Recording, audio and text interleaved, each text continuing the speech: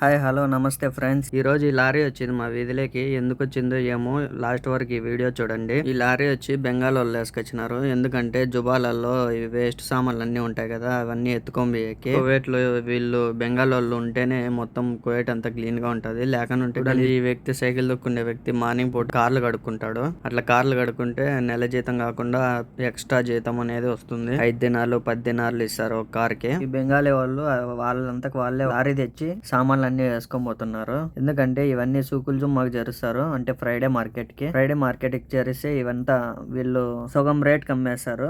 అక్కడ మళ్ళీ దాంట్లో నీట్ గా చేసి మళ్ళా వీళ్ళు కువైట్ వాళ్ళకి అమ్ముతా ఉంటారు ఫ్రైడే మార్కెట్ లో. మన వాళ్ళకి కూడా అవసరం ఉంటే అక్కడి నుంచే తెచ్చుకుంటారు ఎక్కువగా, ఎందుకంటే రేట్ తక్కువగా ఉంటుంది కాబట్టి. ఆ మనిషి వేసేది వచ్చి జూలియా. ఈ మధ్యలో మేము సూకులు జుమ్మాకు పోయి తెచ్చినాం కదా, అలాంటిదే జూలియా. కుర్చీలు మొత్తం అంతా వీళ్ళు కోయేటోళ్ళు ఒకసారి వాళ్ళకి పాతబడిందే అని అనిపిస్తే ఖచ్చితంగా మార్చేస్తారు. ఏదైనా వస్తువులంతా అవంతా మళ్ళీ నీట్ గా చేసి అక్కడ సూకుల్ జుమ్ అనే ఏరియాలో అమ్మేస్తారు. మళ్ళా వీళ్ళే తెచ్చుకుంటారు ఆ వస్తువులే. ఆ చెత్తలో పడిండే వస్తువులు మనకు అవసరం ఉన్నా కూడా మనం కూడా తెచ్చుకోవచ్చు, ఎవరైనా తెచ్చుకోవచ్చు. దానికి నో అబ్జెక్షన్. ఎందుకంటే వాళ్ళకి వద్దనే కదా వాళ్ళు చెత్తలో పడేసినారు. అట్లే మనం కూడా తెచ్చుకోవచ్చు, దానికేం ఇబ్బంది ఏం లేదు. చూడండి వీళ్ళు ఒక లారీ సామాన్లు ఎక్కడి నుంచి తెచ్చినారో. అంటే వీళ్ళు మార్నింగ్ చెత్త దోసేకిపోతారు కదా, అప్పుడు అక్కడంతా ఎక్కడెక్కడో చూసి అన్ని ప్రతి సామాన్ ఒక లారీ తెచ్చుకొని వాళ్ళే ఎత్తుకొని పోతున్నారు. ఎందుకంటే ఇవి అమ్ముకుంటే ఏదో కొంచెం డబ్బులు వస్తుందని. వాళ్ళకు జీతాలు తక్కువ ఉంటాయి. టైమింగ్ ప్రకారంగా వీళ్ళకు పని ఉంటుంది.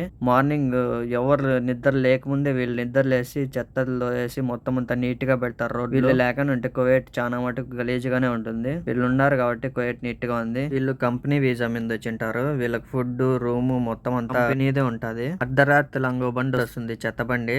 వీళ్ళు ఎత్తుకోబోకని ఉంటే ఆ బండి ఖచ్చితంగా ఎత్తుకొని వెళ్ళిపోతుంది. చెత్త వల్ల కూడా చాలా లాభాలు ఉంటాయి. చూడండి ఫ్రెండ్స్, ఇలా ఉంటుంది. మనకు కూడా ఇండియాలో మున్సిపాలిటీ వాళ్ళు లేకుండా ఎక్కడ చెత్త అక్కడే ఉండిపోతుంది మున్సిపాలిటీ వాళ్ళు లేకపోతే. అందుకే మన మున్సిపాలిటీ బాగా నీట్ గా చేస్తారు. Like and subscribe please.